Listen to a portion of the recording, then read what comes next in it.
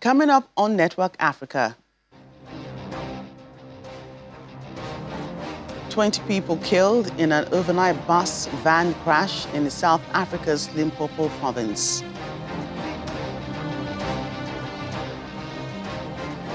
And another 20 killed in a militia attack in the northeast of DR Congo.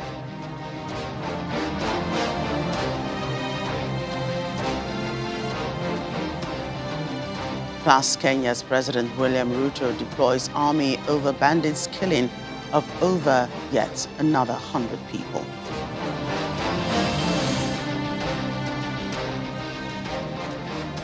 Hello and welcome to the program. I'm Joke Rogers in Lagos. Today we begin in South Africa, where 20 people have been killed and 61 others injured following a crash between a cash-in-transit armored van and a bus in the Limpopo province. The accident occurred on Monday night when the bus rolled off a bridge into a river below, landing on its side. Most of the victims died after being trapped inside the bus. The cause of the crash is under investigation. Emergency services were still seen working on the scene on Tuesday morning, with heavy downpours delaying them. To other stories from South Africa, President Cyril Ramaphosa has declared a national state of disaster to enable intensive response to widespread floods that have affected 7 of 9 provinces in the country. Provinces like Mpumalanga and the Eastern Cape have been badly affected following weeks of persistent rainfall that has seen people lose their lives and others their homes. In Mpumalanga, the death toll stands at 2, while 4 people have been reported missing. Among them is an 18-year-old who was swept away by floods while trying to cross a river. According to a statement by the presidency, these weather conditions have been brought on by the La Nina global weather phenomenon, and such weather conditions will persist during the early part of 2023. Let's get more of these issues. Our South Africa Bureau Chief, Betty De Beer, joins us online from Johannesburg. Good to see you, Betty. Good to see you, Joke. Certainly a devastating period for those affected by the flooding, and of course, those people that lost their lives in that bus crash. So what more do we know about the fatal collision? Oh, well, main thing is that it happened about 5 p.m. local time on Monday evening. A bus taking mostly people probably coming back from work and going to their various communities. And then the cash and transit truck or vehicle.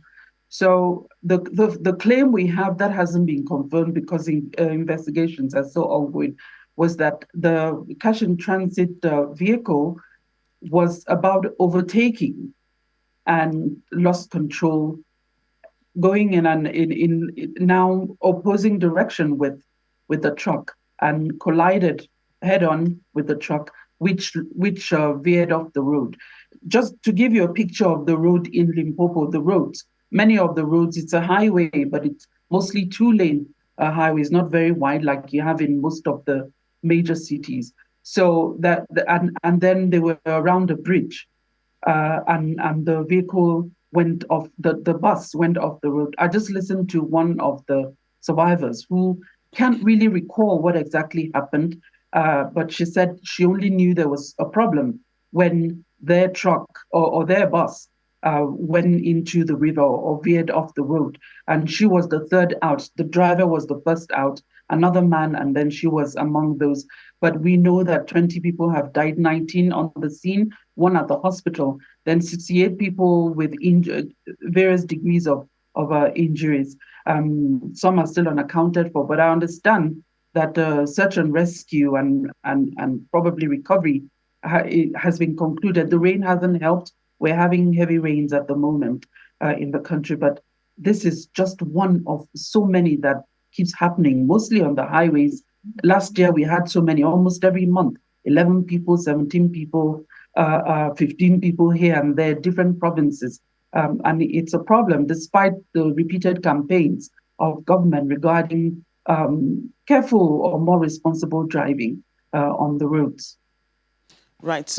We just reported earlier that search and rescue operations was ongoing as at this morning. You just confirmed that that is now effectively over.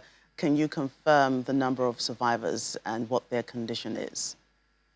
I really can't because there are people still hoping. But what the MEC, that's a member of the executive committee, an equivalent of a state commissioner here, I just listened to her, Florence Razzilani. She's saying that so far 68 people injured, varying degrees of injuries, and 20 people confirmed dead. Some people are still unaccounted for, but there's no confirmation if among the dead, we have an 8-year-old girl and her mother, who usually drive down themselves to wherever it was they were going, but decided not to in this particular instance, and they're among the dead.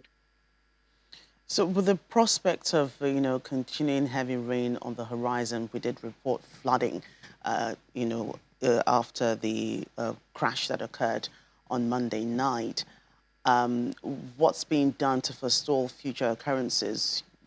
Possibly the cash in transit bus was trying to overtake, but then we take a look at bad weather and the possibility of, poor visibility and all that. So what's being done to ensure that such accidents are reduced? Just continued appeals and then responsibility of people who are driving as well.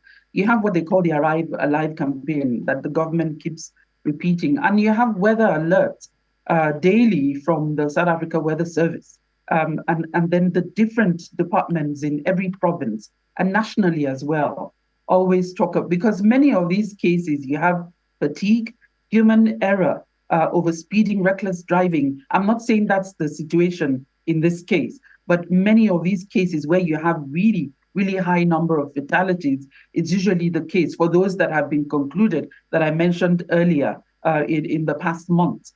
So government it's just for people to take responsibility for the lives that they're carrying, and those in the cars to ensure that those carrying them are responsible as well. But government, I'll give it to the government here, continuously appeals to people to be careful. Sometimes people crossing bridges that are low, now that you have flooding.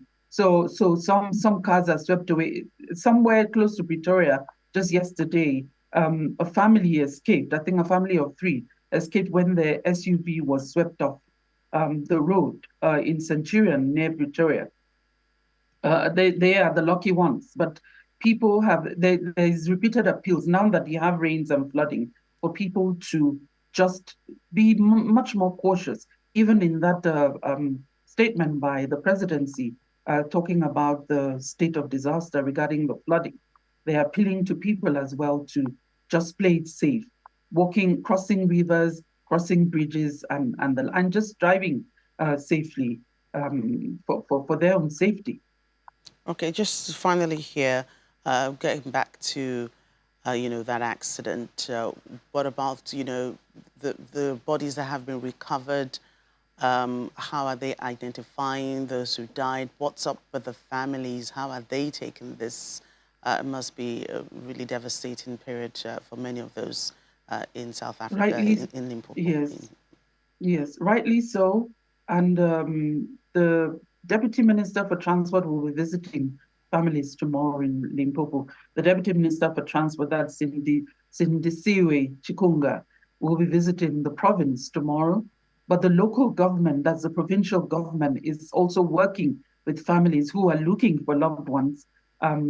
They have processes for identifying people, family members to come through if they haven't seen a loved one expected at home. And the government has also promised support, psychological support, social psychological support, as well as other forms of support that they're yet to work out. But the process of identifying people and then handing bodies to families, it's a process that they are going through. All right. Thank you for that update. Our South Africa Bureau Chief, Betty DBS, speaking to us there. Thank you. Let's move on to other stories. A Russian military frigate has docked in Cape Town harbour ahead of a joint naval drills with South Africa and China. Russia's consulate in Cape Town tweeted a photo of the battleship, the Admiral Gorskov, in the harbour. The drills will run for 10 days from February 17th through to the 27th in the port city of Durban and Richards Bay. There has been some criticism that the exercise is not appropriate, given that it coincides with the first anniversary of Russia's invasion of Ukraine.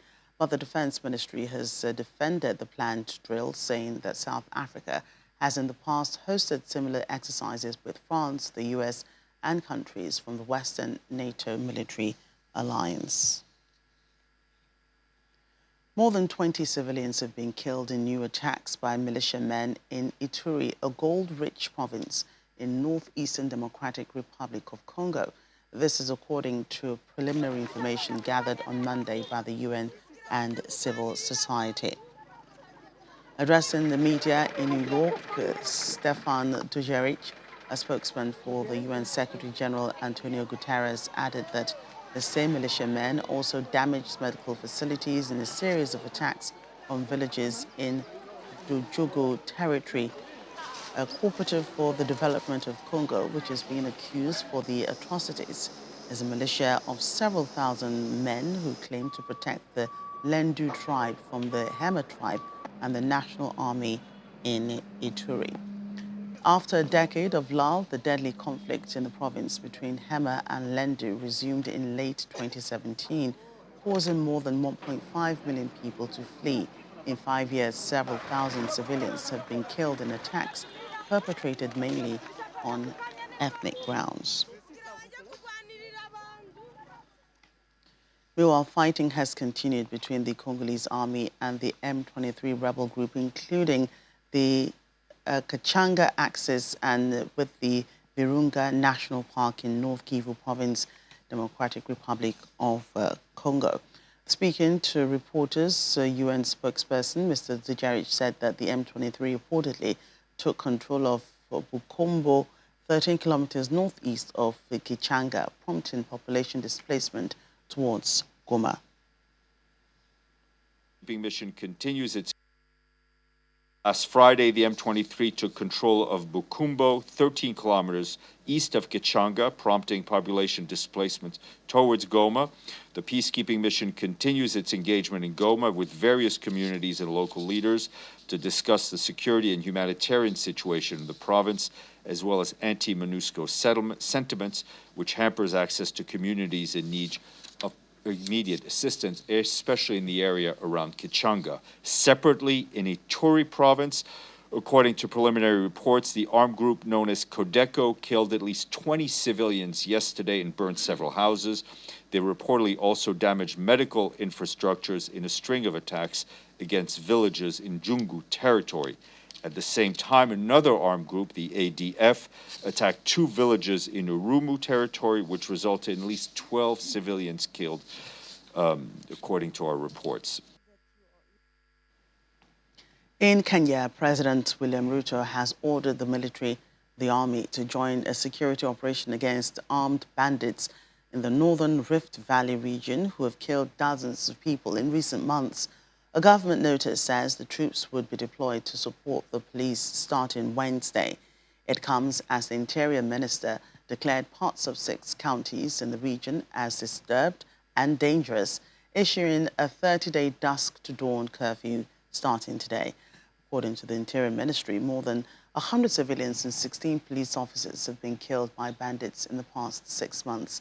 The government has come under criticism for not doing enough to deal with the problem, even as the armed gunmen have recently become bolder, killing people and stealing livestock despite high-level security meetings in the areas.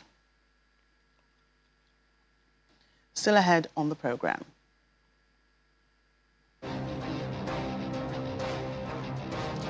Equatorial Guinea confirms the Marburg virus outbreak as 9 people die from the disease. Details in a moment.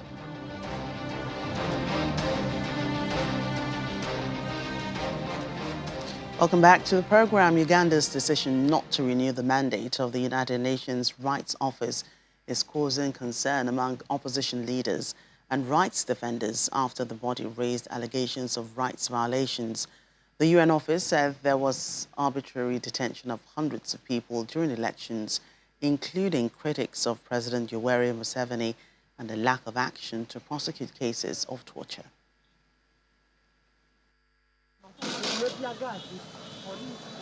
During presidential elections in Uganda, big cities typically teem with soldiers, police, and even non-uniformed security personnel toting guns, tear gas, and batons. Opposition and rights activists say clashes employing the indiscriminate use of these instruments often involve widespread rights violations, including torture, illegal detentions, and abductions.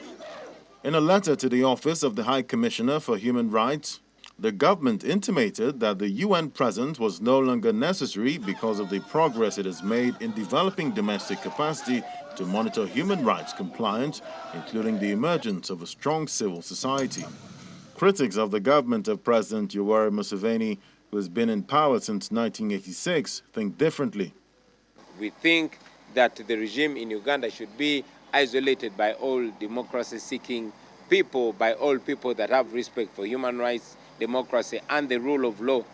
International leaders should not be seen standing shoulder to shoulder with human rights violators, or else they seem to be partners in crime. So we continue to reiterate our call for the international community. Please make the respect for human rights and the rule of law and democracy a precondition for any kind of cooperation with Uganda, or else you seem to be having double standards. During the last presidential election in January 2021, in which Wine finished runner-up to Museveni, he alleges the final result was massively rigged. Wine was arrested several times during the campaign. Head of Uganda Human Rights Foundation, Livingstone Sawanyana, has also rejected government's justification for closure of the office. We are aware that Uganda's civil society has been weakening. The civic space has been shrinking. And increasingly, we are also aware that the Uganda Human Rights Commission's capacity has also grown less and less. Now it is the time to rebuild that. It is the time to extend expertise, technical assistance to those institutions to rebuild this sector to what we should be expecting. However, this is the time when government also makes a decision that that office is not required. State Minister for Foreign Affairs, Okello Oryem, earlier explained that the UN Rights Office had come to Uganda to monitor rights violations during the war in the country's north, which ended nearly 2 decades ago, highlighting, according to him, the relevance of the office at this time. The Office of the UN's High Commissioner for Human Rights declined to comment on the government's decision. Switzerland has called for dialogue between the Cameroonian government and separatist groups after armed men killed 5 aid workers. Last week, armed men attacked a Cameroon Development Corporation facility in the Recife southwest region, killing 5 workers and injuring 40 others. Switzerland's call for dialogue comes almost a month after the Canadian Foreign Affairs Minister, Melanie Joly, announced that the Cameroonian government had agreed to hold talks with separatist groups. The government, however, denied that it had agreed to Canada's facilitation of talks. The United Nations support for Somalia is set to step up a notch following an agreement which paves the way for the establishment of a new office in the country's federal member state of Marburg. The FMS President Ahmed Abdi Kari Kwakwa and the UN Security General's Deputy Special Representative for Somalia, Anita Kiki Beho, have signed a lease agreement for land at the Hero Drogbo campsite in the Dohamazreb, on which the new UN field office will be located. Currently, the United Nations family in Somalia has been supporting Galmudug remotely and through regular visits.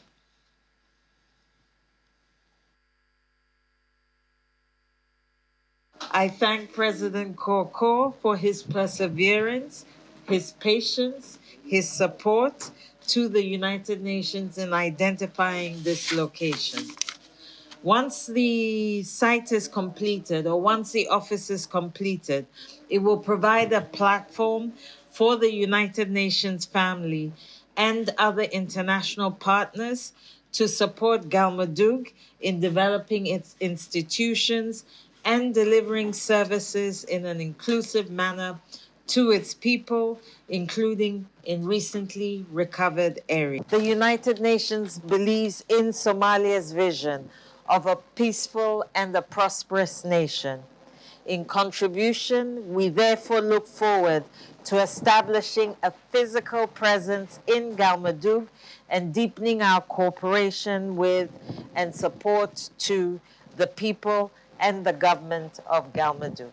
We had the opportunity to touch base on several other important issues, including the ongoing drought that has brought hardship to the people of Galmudug, the military offensive against al-Shabaab, and the need for continued focus on Somalia's state-building agenda.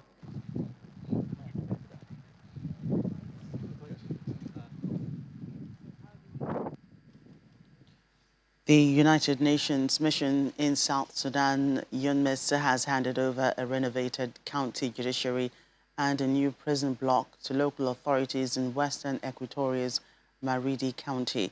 What used to be a severely dilapidated building has now been renovated and turned into premises meant to serve the rule of law. The transformation has been funded by UNMISS as part of efforts to make it possible for internally displaced persons and refugees to come back home and resume their normal pre-conflict lives. Approximately $100,000 have been used to fund these two quick impact projects, which are in line with the peacekeeping mission's mandates to strengthen the justice system in South Sudan. Thank you very much. Thank you very much. Thank you very much. We believe that to be able to foster sustainable returns and reintegration of IDPs and refugees, they should feel protected when they are coming back, that their properties will not be arbitrarily taken away from them, and that they will also get justice. As in when they were fleeing the conflict, some of their properties may have been taken over by others and all of that. So all of these mechanisms feed into each other, and we believe that an effective justice system in place will go a long way to help or support those who seek justice. Having an inclusive and durable peace in South Sudan, that is one of the mandates that UNMISS has, supporting that. And it is through works like this and through supporting pillars such as law and order that we will be able to help the country achieve what it is aspiring to. And that support is from the local level, always from the grassroots level, and we maintain committed to supporting that. And the authorities in Equatorial Guinea are reporting the country's first outbreak of the Marburg virus, a highly infectious disease in the same family of viruses that cause Ebola. 9 people are suspected to have died from the viral hemorrhagic fever in the country's western Ki-Ntem province. Further tests done on one sample that was collected and shipped to the Institute Pasteur in Dakar, Senegal, turned positive. The World Health Organization says 16 people are now under quarantine as suspected contact cases. The health body has deployed a team of experts to the area to support health workers. Last week, the country's health minister, Mitoha Ondo Ayekaba, said preliminary investigations linked the deaths to people who attended a funeral ceremony. Well, that's it on the program. Thank you for watching. I'm Joker Rogers. Let's do this again tomorrow.